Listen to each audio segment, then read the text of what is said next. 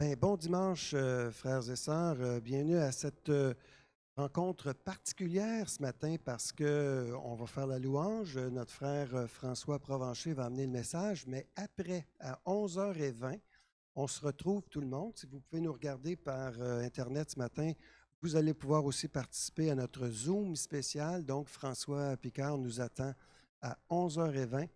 Et Sylvain vous a déjà envoyé le lien donc hier avec le message de la prédication. Si vous l'avez perdu, prenez un lien que Danny nous envoie à chaque semaine avec les requêtes de prière. C'est toujours le même lien. Et pour l'instant, donc, on va louer le Seigneur parce que, comme dit Jérémie 3,22, nous voici, nous allons à toi, car tu es l'Éternel, notre Dieu. Nous voici, Seigneur.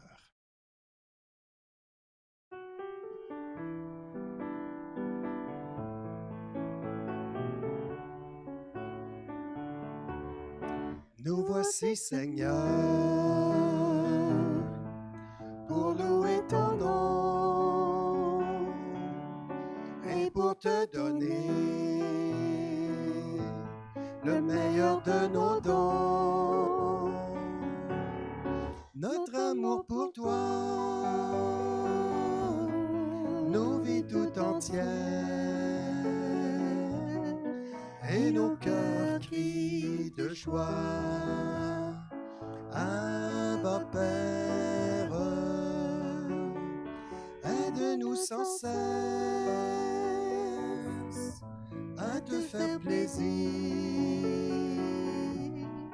et te dire avec tendresse, je t'aime Seigneur. Nous voici Seigneur, pour louer ton nom et pour te donner le meilleur de nos dons. Notre amour pour toi, nos vies tout entières et nos cœurs crient de joie. Abba Père, aide-nous sans cesse à te faire plaisir et te dire avec tendresse, je t'aime Seigneur.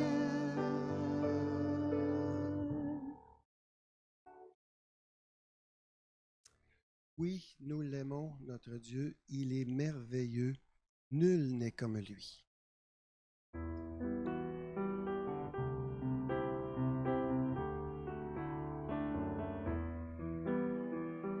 Nul n'est comme toi, Dieu puissant éternel.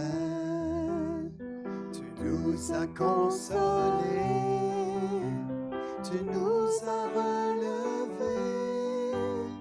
Ton amour est si fort pour restaurer, sauver.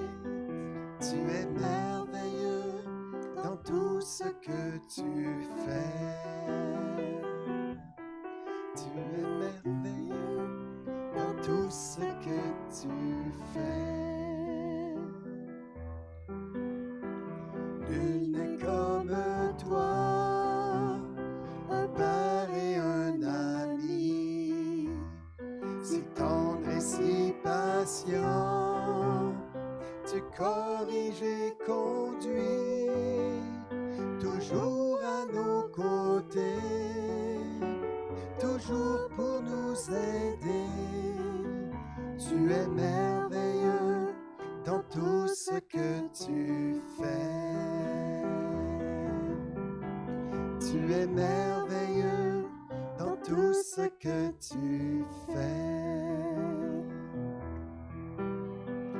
Nul n'est comme toi, Dieu d'amour et de paix, justice et vérité. En toi tout est parfait, lumière et sainteté, splendeur et majesté.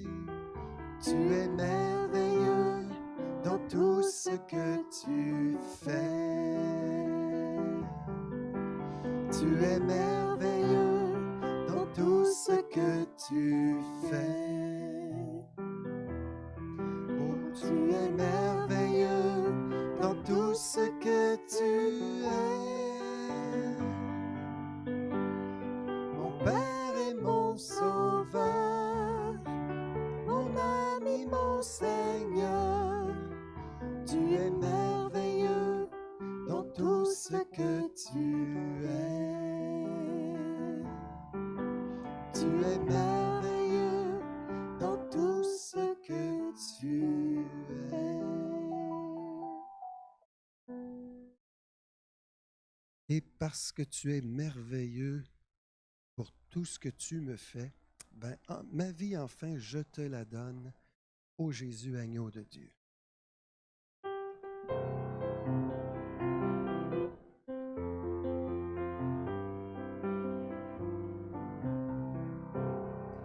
Ma vie, enfin, je te donne, ô Jésus, agneau de Dieu. Prends-la, je te l'abandonne à cette heure et dans ce lieu. Je t'apporte mes souillures, mon péché, mon mauvais cœur, dans le sang de tes blessures, blanchis-moi, divin Sauveur. Tu connais mes luttes vaines pour triompher de mon cœur. Tu sais le poids de mes chaînes et ma secrète douleur. Que ta puissance infinie m'affranchisse du péché et que l'esprit de vie du majeur soit détaché. Sans réserve, je me livre, je ne garde rien pour moi. Mon désir est de te suivre, d'être à tes ordres, mon roi. Joyeux dans l'obéissance que tu donnes, que je veux. Sans plus tarder, je m'élance d'un coup d'aile vers les cieux. C'est la jamais l'alliance que je traite maintenant. Et dans ton amour immense, viens la signer de ton sang. Si je regarde à moi-même un instant, je suis perdu. Mais tu sauras ton cœur même me tenir debout, Jésus. Dans Nombre 14-18, on peut lire « L'Éternel est lent à la colère et riche en bonté. Il pardonne l'iniquité et la rébellion, mais il ne tient point le coupable pour innocent. » On va prier. Oui, Seigneur, comme on l'a chanté, tu connais mes luttes vaines, tu connais le poids de mes chaînes, ma secrète douleur, le poids de mes péchés, notre Dieu, tu sais que en fond, tu sais comment ça peut être un fardeau pour nous. Mais merci, notre Dieu, parce que par le sang de Jésus, par son sacrifice à la croix, nous avons le pardon. Et nous voulons te rendre grâce pour ça, notre Dieu. C'est vraiment une grande bénédiction que nous avons, nous, tes enfants, de pouvoir entrer, avoir un libre accès au trône de la grâce à cause de son sacrifice. Merci pour ton pardon. Merci pour nos péchés qui sont pardonnés. Amen. Chantons la victoire que Jésus nous a acquise à la croix. C'est quelque chose qui est grand pour nous. Il a donné son sang et ce sang crie victoire maintenant.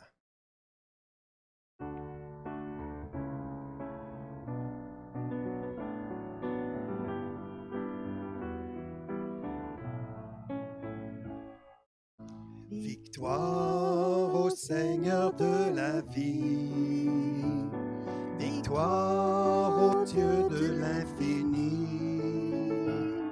victoire au nom de Jésus-Christ, victoire pour le Saint-Esprit. Le règne est pour le Tout-Puissant, le règne pour lui dans tous les temps, car l'agneau a donné son sang, qui crie victoire dès maintenant. Victoire au Seigneur de la vie, victoire au Dieu de l'infini, victoire au nom de Jésus-Christ, victoire pour le Saint-Esprit. Son nom est parole de Dieu. Il juge et règne dans les cieux. Il est le lion de Juda qui a triomphé du combat. Victoire au Seigneur de la vie, victoire au Dieu de l'infini, victoire au nom de Jésus-Christ, victoire pour le Saint-Esprit.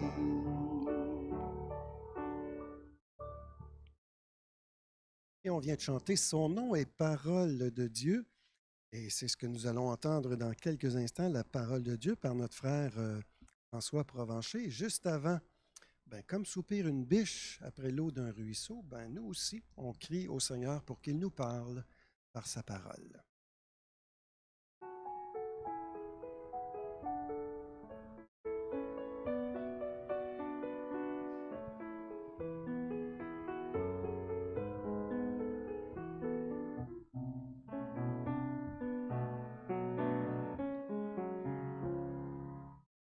Comme soupire une biche après l'eau du ruisseau, moi aussi, ô Seigneur, je soupire après toi. J'ai soif de toi, mon Dieu, d'être là devant toi, de venir dans ton temple, me présenter à toi.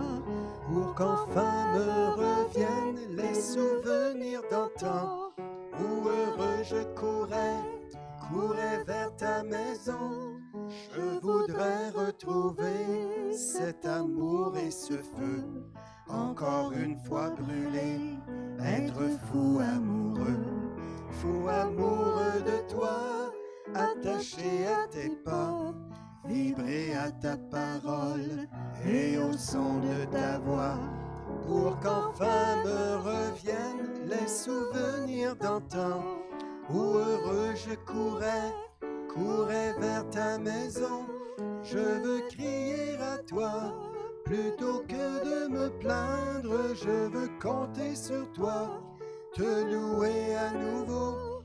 L'espérance et la joie seront dans ta présence. Je veux crier à toi, mon Sauveur et mon Dieu. Montre-moi, ô Seigneur, chaque jour ta bonté, ta grandeur et ta grâce, et moi je chanterai celui qui de ma vie est maître, celui qui m'a choisi et qui me fait renaître, pour qu'enfin me reviennent les souvenirs d'antan, où heureux je courais vers ta maison. Je veux crier à toi, Plutôt que de me plaindre, je veux compter sur toi, te louer à nouveau. L'espérance et la joie seront dans ta présence. Je veux crier à toi, mon Sauveur et mon Dieu. Alors voilà, je vous laisse avec François Provencher. On se retrouve après la prédication. Bonjour. Ça va bien?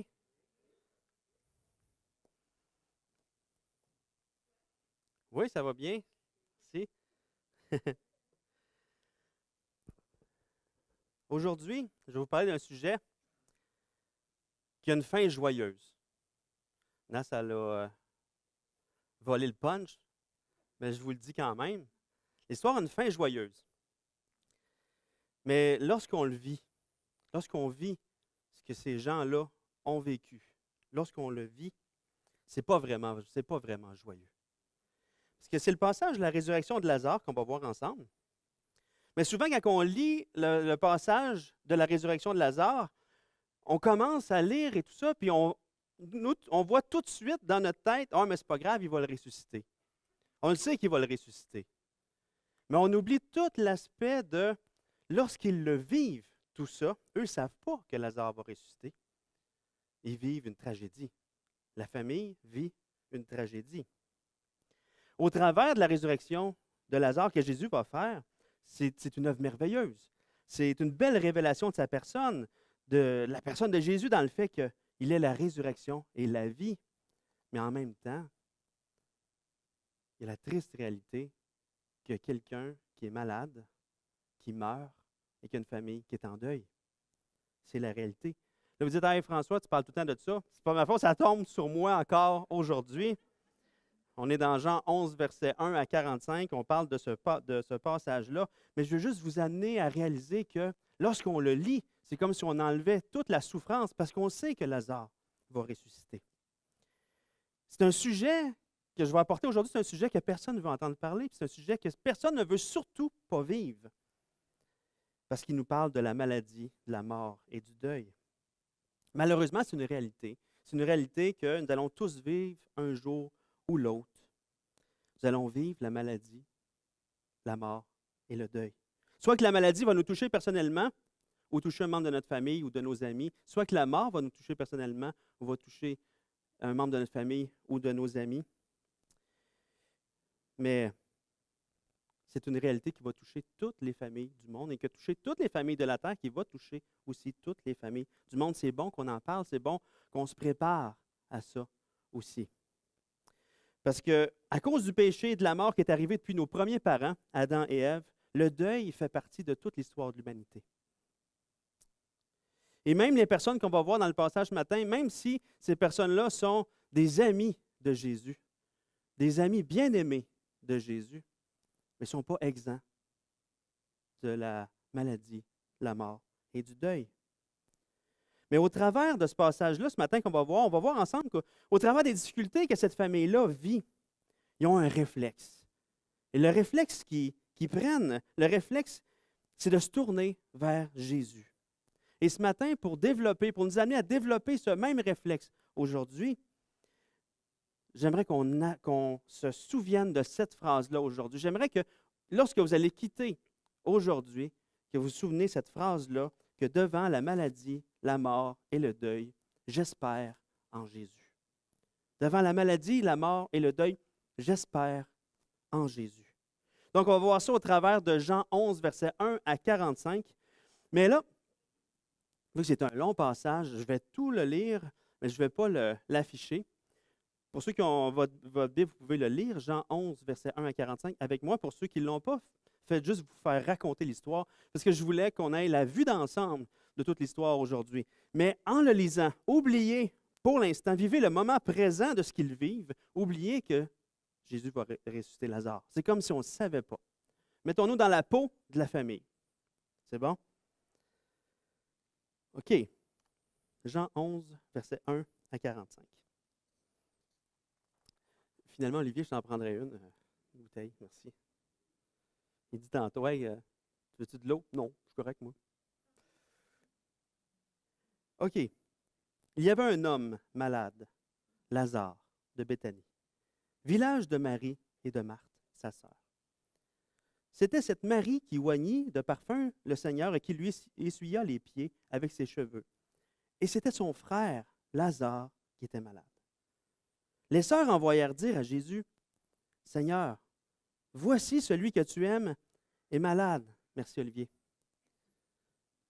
Après avoir entendu cela, Jésus dit, « Cette maladie n'est point à la mort, mais elle est pour la gloire de Dieu, afin que le Fils de Dieu soit glorifié par elle. » Or, Jésus aimait Marthe et sa sœur et Lazare. Lors donc qu'il eut appris que Lazare était malade, il resta 2 jours encore dans le lieu où il était. Il dit ensuite aux disciples, « Retournons en Judée. » Les disciples lui dirent, « Rabbi, les Juifs tout récemment cherchaient à te lapider, et tu retournes en Judée? » Jésus répondit, « N'y a-t-il pas 12 heures au jour? Si quelqu'un marche pendant le jour, il ne bronche point, parce qu'il voit la lumière de ce monde. Mais si quelqu'un marche pendant la nuit, il bronche parce que la lumière n'est pas en lui. » Jésus est en train de dire en d'autres mots que « Hey, mon heure n'est pas encore venue. Ce n'est pas encore la nuit, là. » Donc, allons-y sans crainte. Verset 11. Après ces paroles, il leur dit, « Lazare, notre ami, dort, mais je vais le réveiller. » Les disciples lui dirent, « Seigneur, s'il dort, il sera guéri. » Jésus avait parlé de sa mort, mais ils crurent qu'il parlait de l'assoupissement du sommeil. Alors Jésus leur dit ouvertement, « Lazare est mort. Et à cause de vous, afin que vous croyiez, je me réjouis de ce que je n'étais pas là, mais allons vers lui. » Sur quoi Thomas, appelé Didyme, qui ne comprenait pas grand-chose de ce qui se passait, dit aux autres disciples, « Allons aussi afin de mourir avec lui. » Jésus étant arrivé, trouvant que Lazare était déjà depuis 4 jours dans le sépulcre. 4 jours dans le sépulcre. Et comme Béthanie était près de Jérusalem, à 15 stades environ, beaucoup de Juifs étaient venus vers Marthe et Marie pour les consoler de la mort de leur frère. Lorsque Marthe apprit que Jésus arrivait, elle alla au-devant de lui, tandis que Marie se tenait assise à la maison. Marthe dit à Jésus, « Seigneur, si tu eusses été ici, mon frère ne serait pas mort. Mais maintenant même, je sais que tout ce que tu demanderas à Dieu, Dieu te l'accordera. » Jésus lui dit, « Ton frère ressuscitera. » « Je sais, lui répondit Marthe, qu'il ressuscitera à la résurrection au dernier jour. » Jésus lui dit, « Je suis la résurrection et la vie. Celui qui croit en moi vivra, quand même il serait mort.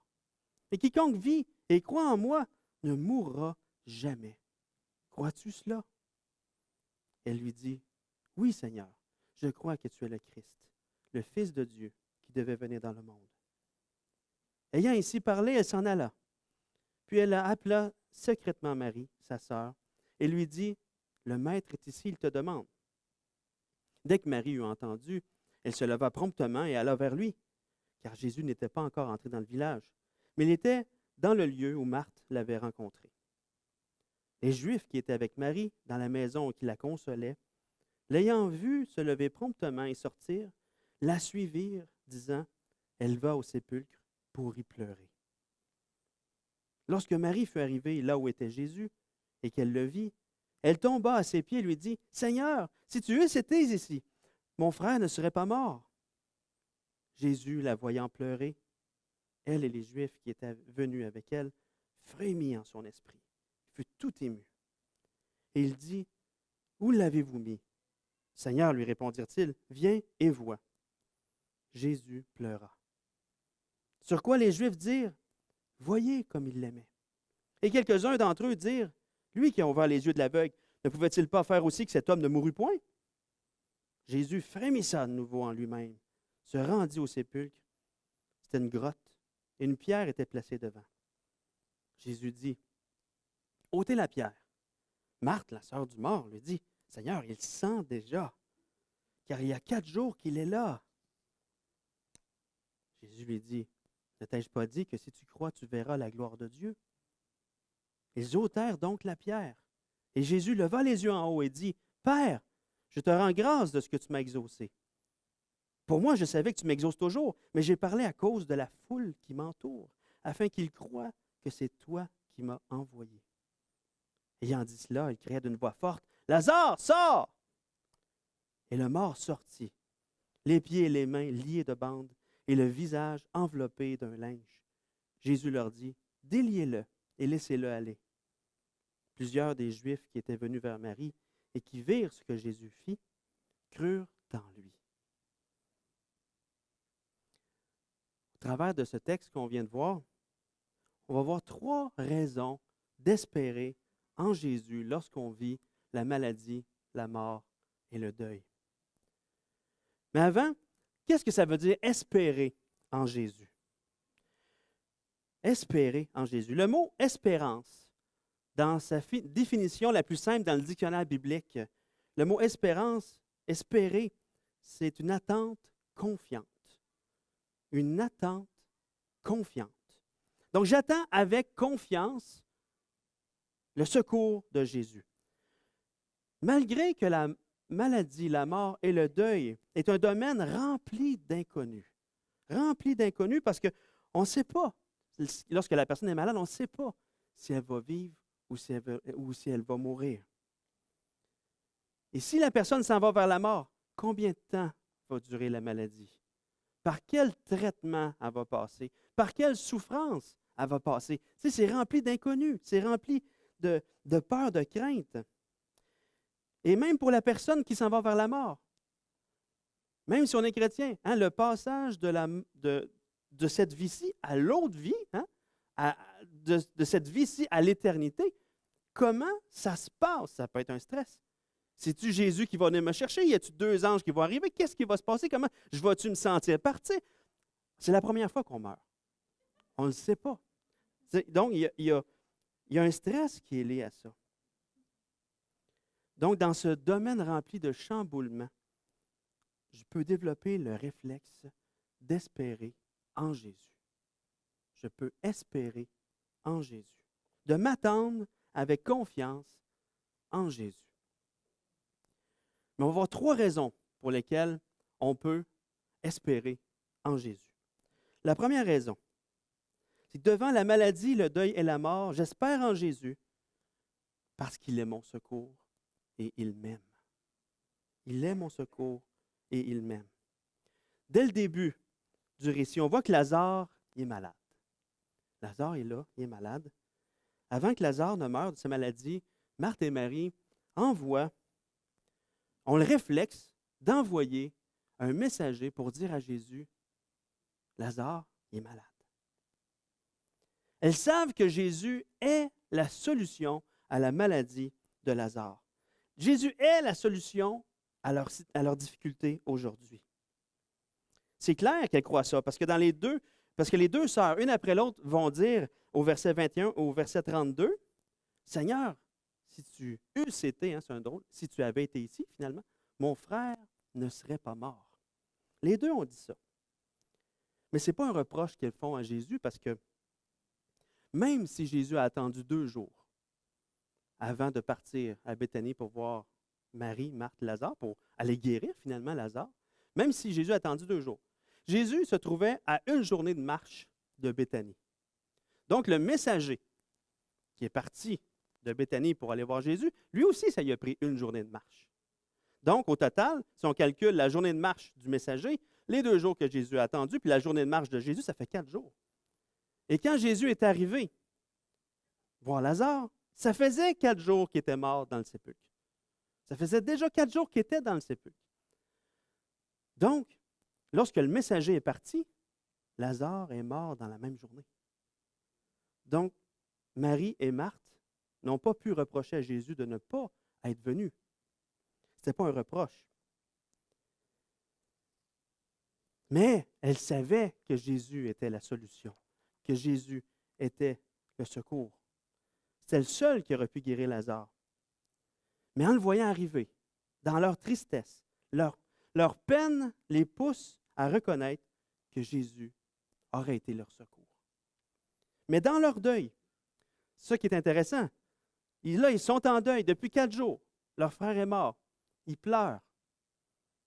Il y a plein de monde qui sont là, qui pleurent avec eux, qui veulent les consoler. Jésus est là avec eux, dans leur deuil. Jésus est là. Jésus est présent avec eux. Il est là quand même. Il est leur secours quand même là, à ce moment-là. Sa présence rassurante est là. Elles ne savent pas encore ce que Jésus va faire. Elles ne savent pas encore que Jésus va ressusciter Lazare. Mais Jésus est quand même là avec elles. Devant la maladie, la mort et le deuil, j'espère en Jésus parce qu'il est mon secours. Il peut faire quelque chose. Il a toute la puissance pour faire quelque chose. Et même s'il décide de ne pas agir, de ne pas agir tout de suite, il est quand même là avec moi. Il est mon secours. Mais ce n'est pas juste pour ça qu'on peut espérer en Jésus. Il est mon secours et il m'aime. Je sais qu'il m'aime.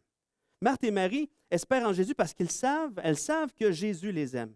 On va regarder des indices dans le texte qui démontrent l'amour que Jésus a envers Marthe et Marie. On voit au verset 3, au verset 5, les sœurs envoyèrent dire à Jésus, lorsqu'elles ont envoyé le messager, « Seigneur, voici celui que tu aimes est malade. » Au verset 5, « Or Jésus aimait Marthe et sa sœur et Lazare. » Donc, il n'y a aucun doute que Jésus les aimait. Et elle le savait. Elle-même, le message qu'ils ont dit au messager de dire, c'était « Hey, celui que tu aimes est malade. » En même temps, l'apôtre Jean veut nous rassurer, hein, parce que nous, les lecteurs, on voit ça de notre côté, puis on se dit, voyons, comment ça qu'il a attendu 2 jours avant d'y aller, il ne l'aimait pas, tu sais. Mais non, l'apôtre Jean veut nous rassurer, il l'aimait. Ce n'est pas pour ça qu'il a attendu. Ce n'est pas le manque d'amour qui a motivé Jésus à ne pas se rendre tout de suite. Donc, dans une des plus grandes épreuves que cette famille-là vit, la maladie, la mort et le deuil de leur frère, on voit que Jésus n'a pas arrêté d'aimer la famille. L'amour de Jésus n'était pas du tout en cause. Même une fois mort, Jésus n'avait pas arrêté d'aimer Lazare, Marie et Marthe. Parce que devant le tombeau, à la vue de Marie qui pleure avec toutes les autres, Jésus frémit dans son esprit. Oui, Jésus est en colère par rapport à la mort. Le mot qui est là, c'est vraiment une colère, une indignation. Le fait que Jésus est en colère devant... Hey, Jésus, quand il nous a créés, c'était pour vivre. C'était pour la vie. Et là, le péché est venu tout scraper son œuvre. Et là, Jésus arrive devant ce triste événement-là, qui est la mort. Puis en plus, sa sœur dit, Marthe a dit, mais là, hey, ouvre pas, il sent déjà. La mort, c'est quelque chose de terrible. C'est la laideur de la décomposition et tout ça. Jésus devant ça, puis ben voyons donc. Mais Jésus aime. Et lorsque c'est écrit que Jésus pleura, au verset 35, on voit les Juifs disent, voyez comment il l'aimait. Mais Jésus, lorsqu'il pleure, c'est différent. Le mot est différent que le mot qui est utilisé lorsque Marie et les Juifs qui sont avec elle pleurent. Le mot qui est utilisé lorsque Marie pleure et les Juifs sont avec elle, c'est un mot qui peut s'utiliser quand c'est des pleurs de rituel. Hein, à l'époque, et dans certains pays, ça existe encore, lorsqu'il y a un deuil, lorsque des gens perdent quelqu'un, ils engagent des pleureuses et tout ça, et ça pleure bruyamment. Donc, c'était des pleurs bruyantes. Des pleurs bruyantes. Un pleur. En tout cas, vous comprenez? Ça criait. Mais Jésus, lorsqu'il pleure, lui, le mot qui est utilisé, c'est que Jésus a pleuré silencieusement. Il a sangloté, il a pleuré silencieusement. Ce n'était pas du tout relié à un rituel de deuil. C'était des larmes de tristesse. Pour 2 raisons, selon les commentateurs. Parce que justement, il aimait Marthe, Marie et Lazare. Et aussi, il pleurait devant la réalité de la mort qui a tout scrappé sa création. Le péché qui a tout scrappé sa création. Mais les Juifs qui l'ont vu ont dit, voyez comment il l'aimait. Il les aimait réellement. Devant la maladie, la mort et le deuil, on peut espérer en Jésus parce qu'il nous aime. Et nous, lorsqu'on vit une tragédie dans notre vie, lorsqu'on vit la maladie, la mort et le deuil, des fois, lorsqu'on prie et on dit, voyons Seigneur, tu ne réponds pas, qu'est-ce qui se passe? Des fois, on peut croire ce mensonge-là que Jésus ne nous aime pas, ne nous aime plus. Mais on voit dans Romains 8, 38, 39 car j'ai l'assurance que ni la mort, ni la vie, ni les anges, ni les dominations, ni les choses présentes, ni les choses à venir, ni les puissances, ni la hauteur, ni la profondeur, ni aucune autre créature ne pourra nous séparer de l'amour de Dieu manifesté en Jésus-Christ, notre Seigneur. Devant la maladie, la mort et le deuil, j'espère en Jésus parce qu'il est mon secours et parce qu'il m'aime. Devant la maladie, la mort et le deuil, j'espère en Jésus parce que je sais qu'il est en train de travailler. Je sais qu'il est en train de travailler, même si on ne le voit pas. Même si on ne le voit pas. Parfois, lorsqu'on vit une épreuve, on prie, puis que Dieu semble rester silencieux, on peut penser que Jésus nous a oubliés, que Jésus, il ne fait rien, qu'il est complètement détaché de l'épreuve qu'on est en train de vivre. Jésus, qu'est-ce que tu fais? Tu ne fais rien, voyons donc. Et même là, Jésus a attendu 2 jours avant de partir. On pourrait dire, voyons Jésus, qu'est-ce que tu fais là? Tu ne fais rien. Mais dans le passage, est-ce que Jésus, pendant cette épreuve-là, est en train de rien faire? Non. Jésus est en train de travailler. Puis il travaille activement. Si on regarde les versets 14 et 15, oh, je me suis trompé de piton. Oh, ça marche. Qu'est-ce que Jésus est en train de faire? Là, Jésus parle à ses disciples. Alors Jésus leur dit ouvertement, Lazare est mort. Et à cause de vous, afin que vous croyiez, je me réjouis de ce que je n'étais pas là, mais allons vers lui. Afin que vous croyiez. Jésus est en train de travailler. La famille vit une tragédie, mais Jésus n'est pas en train de rien faire. Son but, c'est que ses disciples croient en qui il est. Son but, d'amener ses disciples à croire réellement qu'il est celui que le Père a envoyé, qu'il est le Messie, finalement. C'est un autre coup de marteau sur ce clou-là, de cette vérité-là, que Jésus est le Sauveur, celui que le Père a envoyé. Il va le démontrer en ressuscitant Lazare. Est-ce qu'il travaille dans d'autres cœurs? Oui, il travaille aussi dans le cœur de Marthe. Regardons les versets 25 à 27. Jésus lui dit, « Je suis la résurrection et la vie. » C'est juste après qu'il ait dit, « Ton frère vivra. » Il dit, « Oui, je sais qu'il va vivre. Je sais qu'il va ressusciter à la fin, lors de la résurrection. » Mais Jésus dit, « Je suis la résurrection et la vie. Celui qui croit en moi vivra, même s'il meurt. Quiconque vit et croit en moi ne mourra jamais. Crois-tu cela? » Et elle, je ne pense pas qu'elle ait tout compris, mais elle, ce qu'elle croit, elle dit, « Oui, Seigneur, je crois que tu es le Christ, le Fils de Dieu qui devait venir dans le monde. » Elle vient de catcher quelque chose de super grand sur la personne de Jésus. Elle ne comprend pas tout. Mais dans sa tristesse d'avoir perdu son frère, cette vérité-là, que Jésus est le Messie, le Fils de Dieu qui devait venir dans le monde, puis elle est dans sa présence, ça devait être tellement rassurant. Ici, je vais faire une petite parenthèse. Lorsqu'on perd un être cher, il y a un vide qui se crée. La personne vivait avec nous, il y a des choses qu'on vivait avec elle, il y a vraiment un vide qui se crée. Lorsque je fais une cérémonie funéraire, puis que une famille non croyante, me donne la liberté, ça arrive presque à chaque fois, la liberté de parler de Dieu, parce que je veux toujours les respecter, bien, je leur apporte cette vérité-là, que Jésus est le Messie, qu'il les aime, qui veut prendre soin de leur cœur. Jésus est celui qui comble le vide, qui nous accompagne dans notre deuil. Jésus, par sa présence, une présence réelle parce que c'est une personne, vient travailler dans notre vie, nous accompagner dans notre deuil, prendre soin de notre cœur. Et même si on est déjà croyant, lorsqu'on perd un être cher, il y a quand même ce vide-là qui se crée. Et n'essayons pas de le combler par autre chose que par Jésus. Glissons pas vers l'alcool, glissons pas vers le travail à full pin, ou peu importe, pour essayer de combler ce vide-là. Laissons Jésus prendre soin de notre cœur.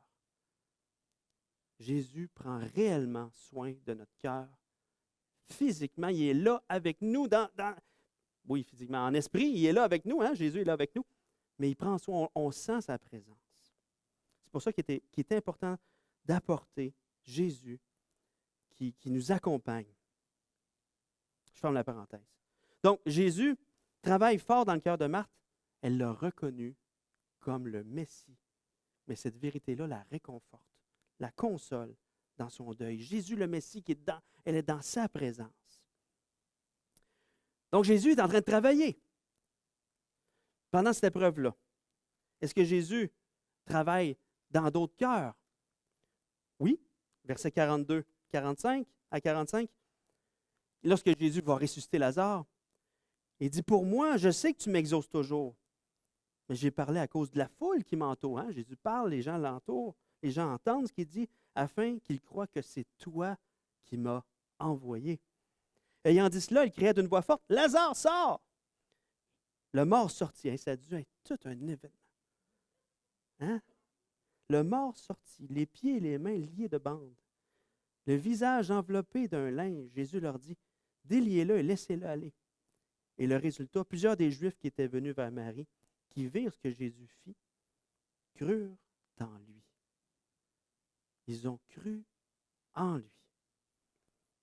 On dirait que Jésus ne travaillait pas, mais non, il est en train de travailler. Des fois, il ne travaille pas comme on voudrait qu'il travaille, mais on le sait après, par exemple. Des fois, on peut le savoir après. Non seulement il ressuscite Lazare à ce moment-là, mais le plus important, il s'est révélé aux autres.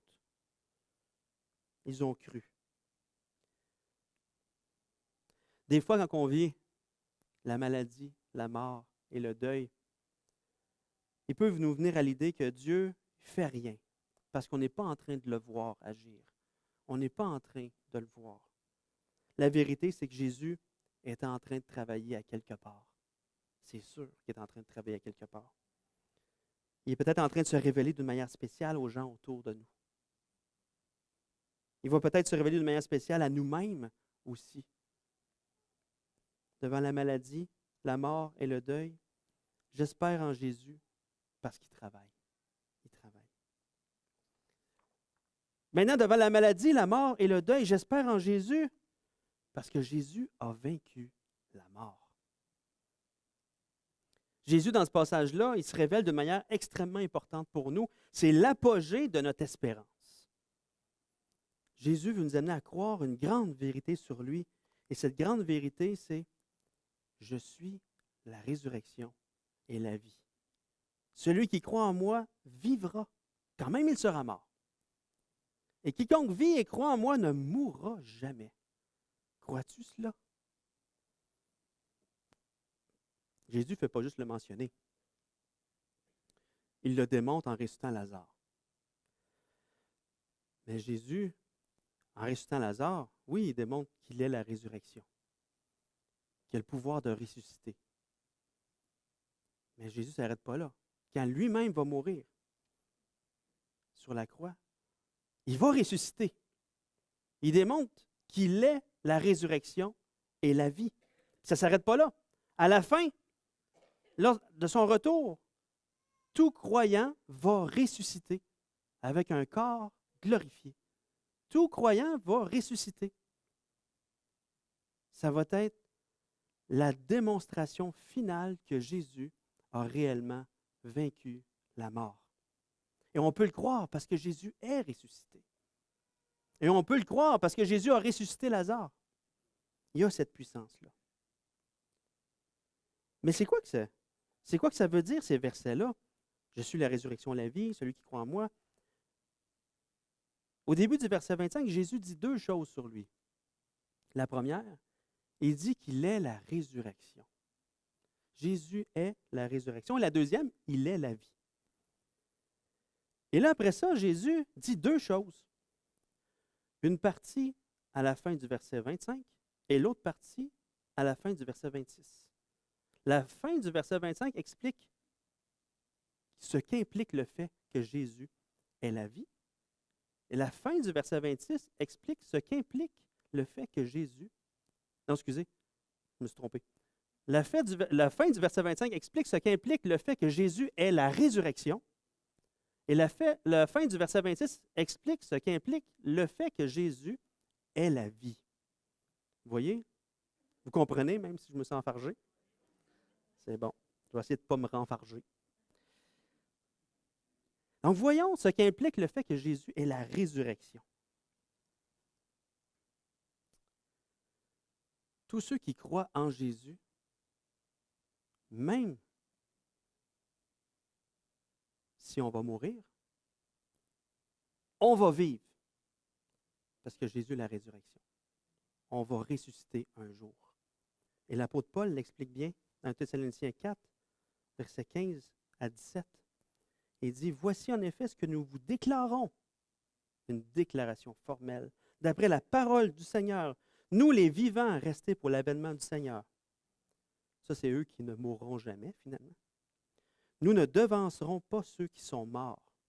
Car le Seigneur lui-même, un signal donné, à la voix d'un archange et au son de la trompette de Dieu, descendra du ciel et les morts en Christ ressusciteront premièrement qu'un corps glorifié. Et nous, les vivants qui seront restés, nous serons tous ensemble enlevés avec eux sur des nuées à la rencontre du Seigneur, dans les airs. Et ainsi nous serons toujours avec le Seigneur. Jésus est la résurrection.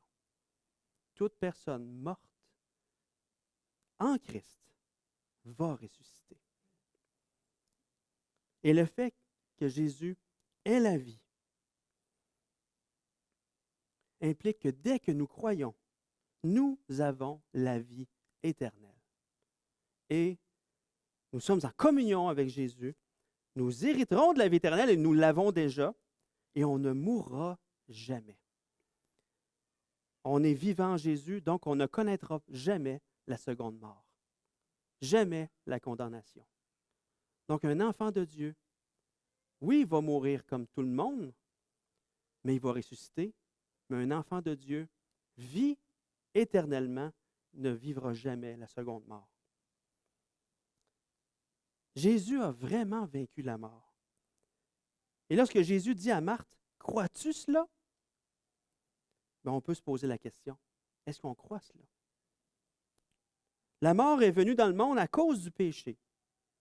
Le péché a apporté la mort physique et la mort spirituelle.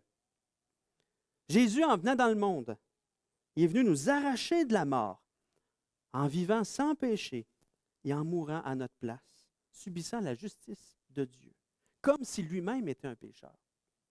Mais il ne l'était pas. Et Jésus, qui était sans péché, la mort ne pouvait pas le retenir. Il est ressuscité. Il a vaincu la mort. Toute personne qui met sa foi dans le fait que Jésus, par son sacrifice, que le sacrifice de Jésus sur la croix est pleinement suffisant pour le pardon de nos péchés, il reçoit la vie éternelle. Il va passer l'éternité avec Jésus dans le paradis. Toute personne qui met sa foi dans le fait que le sacrifice de Jésus sur la croix est pleinement suffisant pour le pardon de ses péchés, bien, il va ressusciter avec un corps glorifié, qui va vivre aussi éternellement. La mort n'est pas la fin. Devant la maladie, la mort et le deuil, j'espère en Jésus parce qu'il a vaincu la mort. Je vais inviter l'équipe de célébration à s'avancer. Mais la plus grande preuve qu'on peut espérer en Jésus, la plus grande preuve qui fait qu'on peut espérer en Jésus devant la maladie, la mort et le deuil, est le fait qu'il a donné sa vie en rançon pour nous. Comme pour le salut, Jésus est mon seul secours et il m'aime. Jésus était la solution pour notre péché. Jésus était notre seul secours et c'est l'amour qu'il a pour nous qui l'a poussé à donner sa vie pour nous. Donc, je peux espérer en Jésus parce qu'il est mon secours et qu'il m'aime devant la maladie, la mort et le deuil. Comme pour le salut, Jésus a travaillé même si les gens de l'époque ne le voyaient pas. Jésus, en mourant, tout le monde pensait que c'est fini. Il ne travaille pas. Il est mort, c'est fini. Il est en train de mourir. Jésus, quand il était en train de mourir, il était en train de faire l'œuvre la plus grande que toute l'humanité a pu jamais voir, que personne d'autre que Jésus a pu accomplir. Il était en train de nous réconcilier avec le Père. Il ne semblait pas travailler, mais il était en train de faire la plus grande œuvre que l'humanité ait pu voir. Jésus est en train de nous réconcilier. Et comme le salut, par le salut, Jésus nous donne la vie, on peut espérer en Jésus parce qu'il a vaincu la mort. Jésus est tout pour nous. Par la foi, on peut vraiment espérer en lui. Dans toutes circonstances, même si on est triste, on peut dire avec foi. Aujourd'hui, si tu es triste, si tu souffres, si tu vis la maladie, tu peux dire avec foi que Jésus est merveilleux dans tout ce qu'il fait. Même si des fois on ne comprend pas ce qu'il est en train de faire. Par la foi, on peut chanter le chant qu'on va chanter ensemble.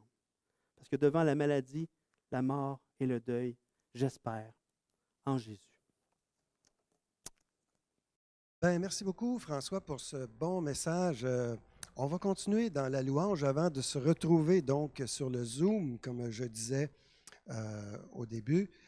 Donc, allons-y avec Prends, ô Jésus, prends ma vie.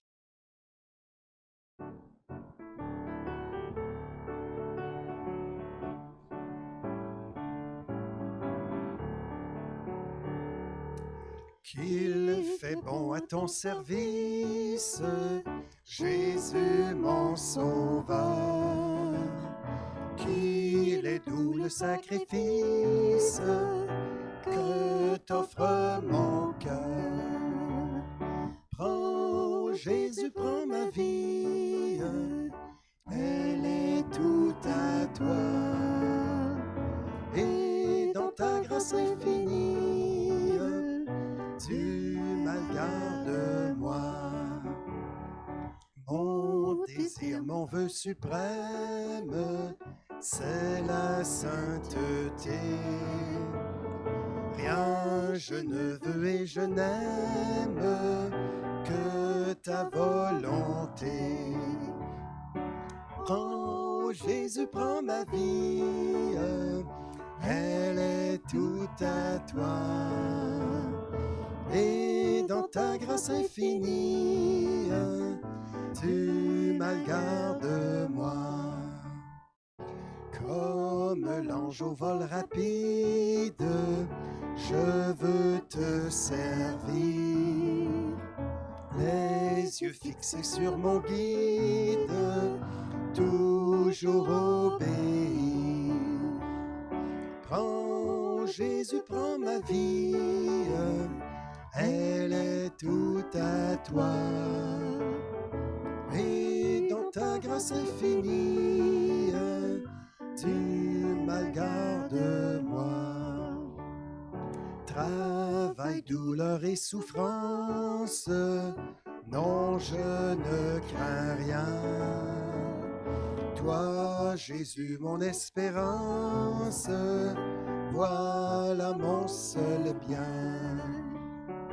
Prends, Jésus, prends ma vie, elle est tout à toi. Et dans ta grâce infinie, tu m'algardes-moi. Ensemble donc vers la gloire, marchons en avant. Chantant l'hymne de victoire, toujours triomphant. Prends, Jésus, prends ma vie, elle est tout à toi. Et dans ta grâce infinie, tu m'algardes-moi.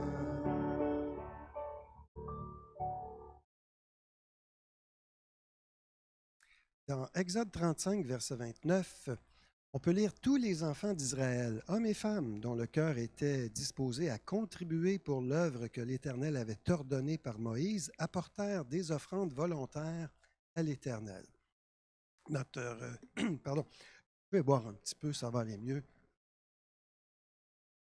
Notre prochain chant dit « Mon Dieu possède toutes choses et toutes ses richesses sont à moi. » Remercions-le en chantant ce chant pour toutes les bénédictions qu'il nous accorde.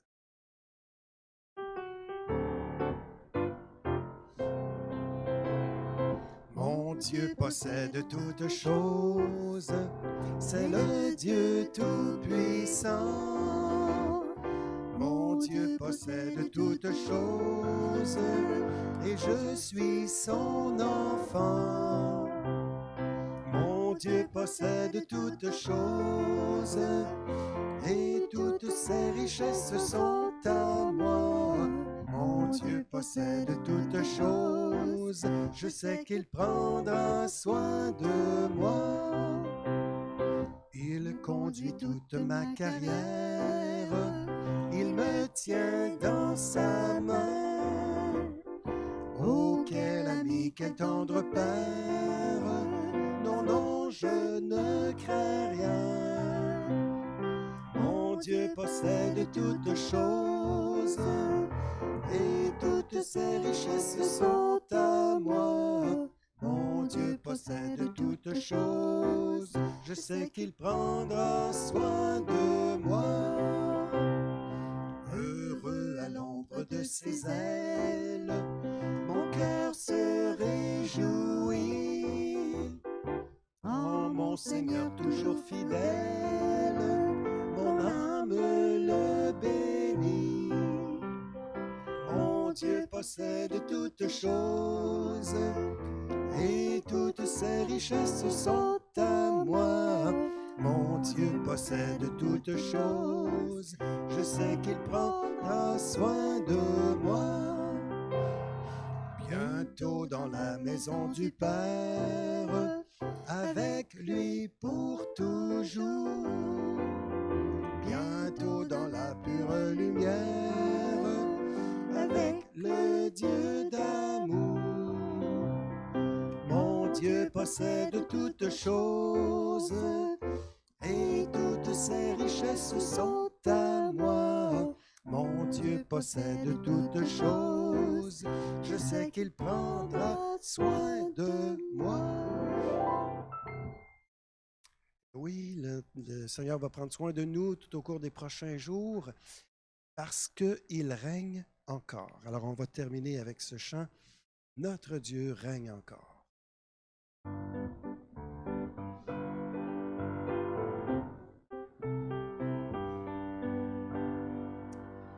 Notre Dieu règne encore, jamais son amour ne s'endort.